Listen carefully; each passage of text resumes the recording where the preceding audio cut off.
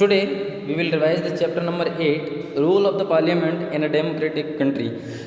तो हम लोगों ने इस चैप्टर को इन डिटेल से देख लिया, फिर भी आज इसको रिवाइज करते हैं और इसमें जो जो चीज़ें हैं उनके बारे में, जैसे आप लोगों का पार्लियामेंट क्या होता है, पार्लियामेंट्स के पार्ट कौन कौन से हैं, है ना, पार्लियामेंट के अंदर जो है जो चीज़ें हैं उनके बारे में स्टडी किया हम लोगों ने, उनको रिवाइज करेंगे।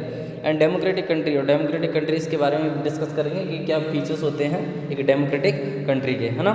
तो मैंने आप लोगों को बता दिया कि जो पार्लियामेंट में दो हाउसेज देखने को मिलते हैं, जो कि आपके एक लोअर हाउसेज होता है, एक आपका अपर हाउसेज होते हैं, है ना। तो एक गवर्नमेंट का फॉर्मेशन दिया हुआ है उसमें, मतलब गवर्नमेंट्स के टाइप दिए होते हैं, जैसे मोनार्ची गवर्नमेंट और डेमोक्रेसी गवर्नमेंट। तो मोनार्की गवर्नमेंट जो होती है उसको उसमें किंग और क्वीन रूल करते हैं, है ना। और एज ए प्रेसिडेंशियल गवर्नमेंट होती है, इसको बोल सकते हैं, तो उसमें किंग और क्वीन रूल करता है। लेकिन जो डेमोक्रेटिक गवर्नमेंट होती है उसमें पार्लियामेंट्री रूल करती है, यानी कि पार्लियामेंट गवर्नमेंट रूल करती है। उसके अंदर हम देखेंगे तो पार्लियामेंट्री रूल के अंदर जैसे आपके लोअर हाउसेज और अपर हाउसेज आ जाते हैं, है ना, लोकसभा जो भी है और राज्यसभा, इस तरीके के, है ना। तो इन चीज़ों के बारे में आपको बता चुका था। अब ये क्यों बहुत ज़रूरी है, क्या ज़रूरत है इन चीज़ों की, मतलब एक डेमोक्रेटिक कंट्री में, क्योंकि भाई according to the democratic country अगर हम बात करें तो कॉन्स्टिट्यूशन के अकॉर्डिंग की भी अगर बात करें तो कॉन्स्टिट्यूशन में सारी रूल और रेगुलेशंस की एक तरीके से हर चीज़ लिखी गई है। बिकॉज ऑफ उसमें ये बताने की कोशिश की गई है कि जो कंट्री है डेमोक्रेटिक कंट्री है, कोई भी डेमोक्रेटिक कंट्री है, वो उसके कॉन्स्टिट्यूशन के अकॉर्डिंग चलती है, जो उसमें रूल और रेगुलेशंस में लिखा हो, है ना। क्योंकि आप देख सकते हैं कि किसी भी जगह मतलब कोई भी गवर्नमेंट बनाया, किसी ने फॉर्म किया, अब अपनी मनमानी कर रहा है, ऐसा नहीं होता, या ऐसा नहीं कर सकते। मतलब जो हम लोग कह सकते हैं कि जो मतलब जो डेमोक्रेटिक कंट्रीज़ होती हैं उनमें जो है पार्लियामेंट्री गवर्नमेंट देखने को मिलती है, और कुछ ऐसी कंट्रीज़ हैं जहाँ पार्लियामेंट्री गवर्नमेंट नहीं है ना। जो डेमोक्रेटिक कंट्री तो है बट पार्लियामेंट्री गवर्नमेंट देखने को नहीं मिलती। तो ये फॉर्म्स ऑफ गवर्नमेंट थे आपके मोनार्की और डेमोक्रेसी, है ना, क्लियर। अब जरा बात करते हैं how is the parliament formed, किस तरीके से जो पार्लियामेंट फॉर्म की जाती है। तो मैंने एक आपको प्रोसेस बताई थी, चाहे आप सेंट्रल गवर्नमेंट का एग्जांपल ले लीजिए, क्योंकि सेंट्रल गवर्नमेंट में ही पार्लियामेंट होती है ना, मतलब एक पूरी कंट्री में एक पार्लियामेंट होती है, अपनी कंट्री में पार्लियामेंट है। उसमें क्या है कि किस तरीके से उसका फॉर्मेशन होता है, फॉर्मेशन मतलब कैसे बनती है ना। तो मैंने आपको बता चुका है कि पार्लियामेंट को फॉर्मेशन करने के लिए दो हाउसेस की ज़रूरत है, यानी कि दो हाउसेस होते हैं वहाँ, लोकसभा और राज्यसभा, जिसमें इनको अपर हाउसेस और लोअर हाउसेस भी बोलते हैं, है ना। तो ये थोड़ा सा दिमाग में रखिएगा। तो देख सकते हैं आप इसमें, और एक तीसरा पार्ट होता है उसमें प्रेसिडेंट। क्या होता है? प्रेसिडेंट। तो जो लोकसभा के जो मेंबर्स हैं, यानी कि 545 मेंबर्स हैं टोटल लोकसभा के, इसमें से 12 मेंबर्स जो है प्रेसिडेंट द्वारा नॉमिनेटेड कर दिए जाते हैं, और राज्यसभा के जो मेंबर्स हैं टोटल वो हैं 250 मेंबर्स, है ना। और उसमें अगर हम देखें गुजरात के अंदर तो 26 सीटें हैं गुजरात के अंदर, किसकी? लोकसभा की, और 11 सीटें किसकी? राज्यसभा की, है ना। तो इसको थोड़ा सा ध्यान देने वाली बात है कि जो लोकसभा की सीटें हैं और राज्यसभा की सीटें हैं, तो टोटल कितनी है? 545, और राज्यसभा की सीट कितनी है?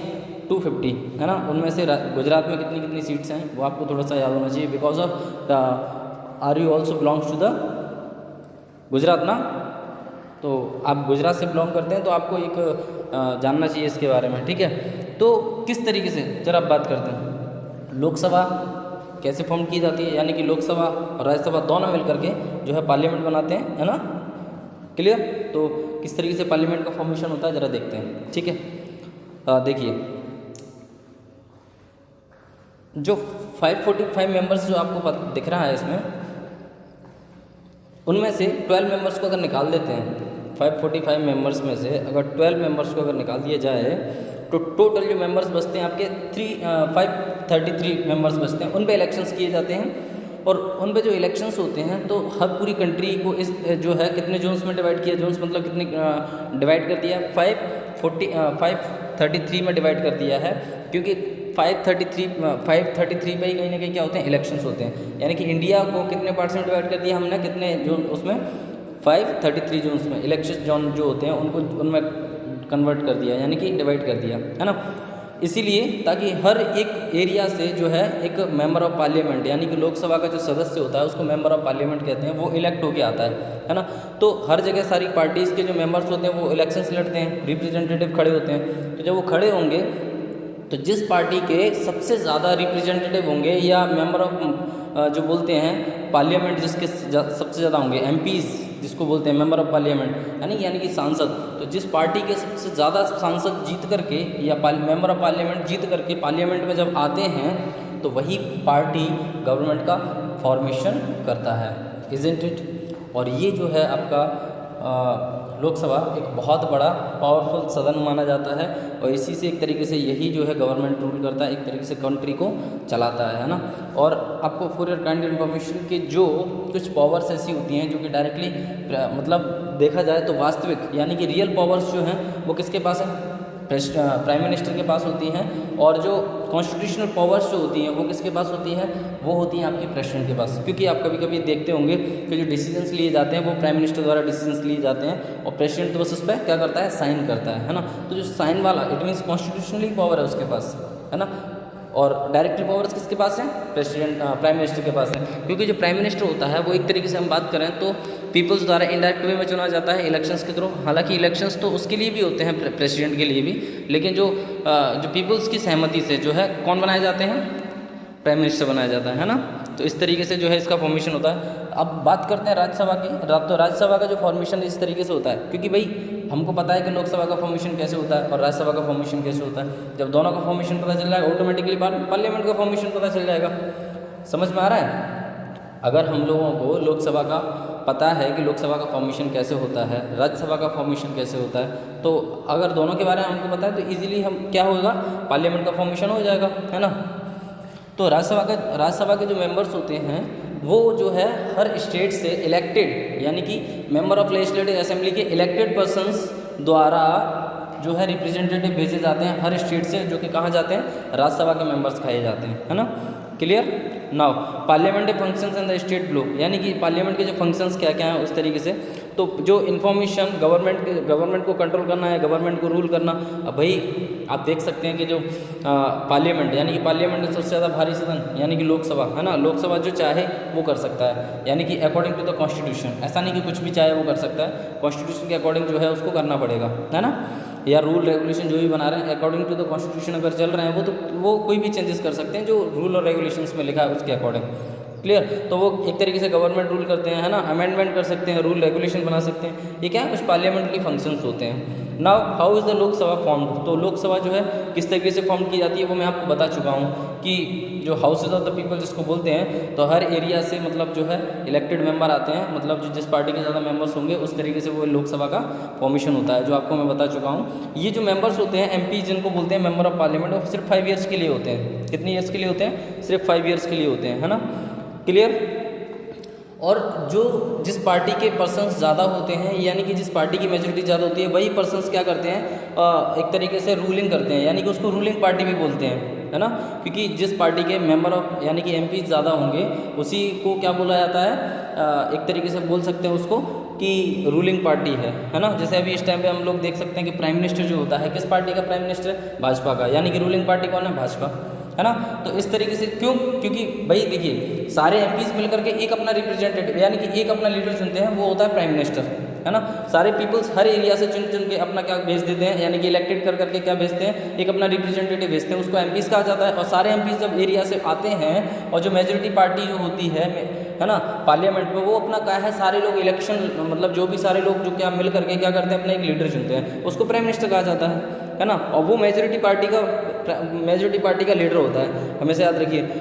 देन उसके बाद क्या होता है कि जो प्राइम मिनिस्टर एंड प्रेसिडेंट दोनों मिल करके, यानी कि जो प्रेसिडेंट होता है वो एज अपॉइंट करता है सारे मिनिस्टर को, इसको कैबिनेट मिनिस्टर या काउंसिल मिनिस्टर्स होते हैं, लेकिन वो प्राइम मिनिस्टर की सहमति से करता है ना। प्राइम मिनिस्टर से डिस्कस करता है प्रेसिडेंट, तभी देन उसके बाद जो मिनिस्ट्रीज होती हैं उनको मिनिस्ट्रीज डिपार्टमेंट में उनको अपॉइंट कर देते हैं। Okay, clear, yes.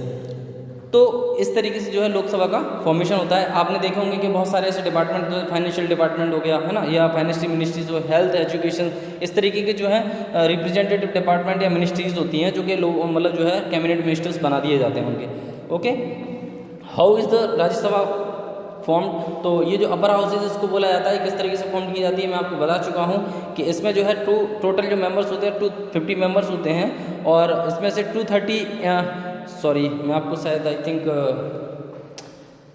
उल्टा बता दिया कि जो लोकसभा में, इसको थोड़ा सा करेक्ट कर लीजिएगा, लोकसभा में जो 545 मेंबर्स थे टोटल, उनमें से जो इलेक्शंस होते हैं वो 543 पे होते हैं, 2 जो है प्रेसिडेंट द्वारा नॉमिनेटेड किए जाते हैं, इसको याद रखिएगा, ठीक है।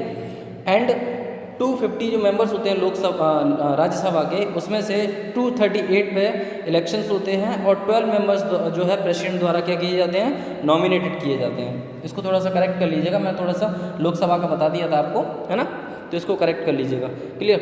तो नाउ अब बात करते हैं कैसे फॉर्म की जाती है। तो फॉर्म जो है राज्यसभा इसी ऐसे फॉर्म की जाती है कि हर स्टेट से जो है मेंबर ऑफ लेजिस्लेटिव असेंबली के जो पर्सन्स होते हैं यानी रिप्रेजेंटेटिव होते हैं, वो अपने से मतलब एक रिप्रेजेंटेटिव जो है राज्यसभा में भेजते हैं, जो कि जिस पार्टी मेजोरिटी पार्टी के इलेक्टेड मेंबर्स होते हैं वो है इलेक्शंस जो है करके और अपना एक रिप्रेजेंटेटिव राज्यसभा में भेजते हैं, है ना।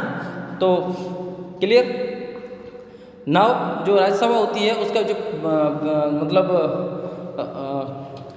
चेयरमैन होता है ना, राज्यसभा का जो चेयरमैन होता है वो कौन होता है, वाइस प्रेसिडेंट होता है। जैसे अभी राज्यसभा का जो चेयरमैन है वो कौन है, रामनाथ कोविंद है या फिर वेंकैया नायडू है, ये आप मुझे बताएंगे, क्योंकि दोनों में से कौन सा प्रेसिडेंट है और कौन सा वाइस प्रेसिडेंट है। मैंने दोनों नेम बता दिए आपको और ऑप्शंस में भी दे दिए, वेंकैया नायडू एंड रामनाथ कोविंद। तो रामनाथ कोविंद प्रेसिडेंट है या वाइस प्रेसिडेंट है, या वेंकैया नायडू प्रेसिडेंट है या वाइस प्रेसिडेंट है, वो आप मुझे बताएंगे। ओके, इसमें कुछ क्वेश्चंस दिए गए हैं, आपने सॉल्व कर लिए होंगे, आई होप सो।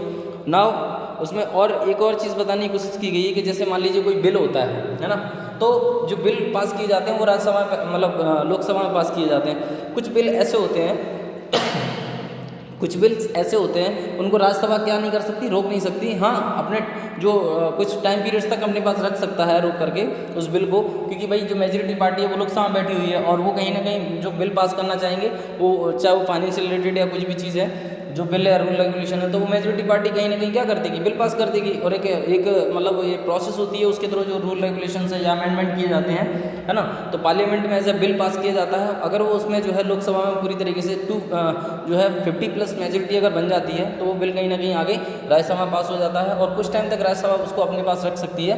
देन उसको 14 डेज में कहीं ना कहीं उसको क्या करना पड़ता है, बिल को मतलब पास करना पड़ता है। ओके, यानी कि फाइनेंशियल से रिलेटेड किसी तरीके से जो बिल होते हैं फाइनेंशियल से रिलेटेड ओनली, और राज्यसभा उसको रोक नहीं सकती है। ओके, तो आई होप सो कि you understood this chapter. Okay, आप समझ गए होंगे इसके किस तरीके से जो है, और जो क्वेश्चंस हैं आप इजीली उसको करिएगा, और जो क्वेश्चंस नहीं समझ में आए या कोई भी इससे रिलेटेड जो भी क्वेश्चंस आपको समझ में नहीं आता है, you can ask to me. Okay, now some instructions is given to you कि आपको मैंने कॉपी सबमिट करने के लिए बोला था कि कुछ ही बच्चों ने जो है कॉपी सबमिट किया है।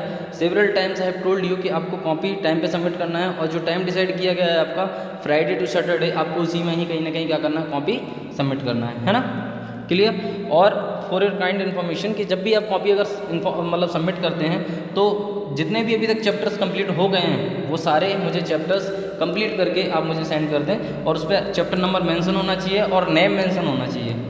Okay, clear. क्योंकि कभी कभी क्या है, जब मैं चेक करता हूँ टेलीग्राम ग्रुप पे तो कुछ बच्चों के नेम्स जो है मैच नहीं करते या मतलब जो भी है, तो जब भी आप PDF भेजें तो उसमें मेंशन करते हैं कि this is my name is ये जो भी है वॉट एवर इट इज़, तो आप उसमें अपना नाम मेंशन करें, और जो आप चैप्टर जब लिखेंगे तो चैप्टर नंबर जरूर डालें उसमें कि कौन सा चैप्टर है ना।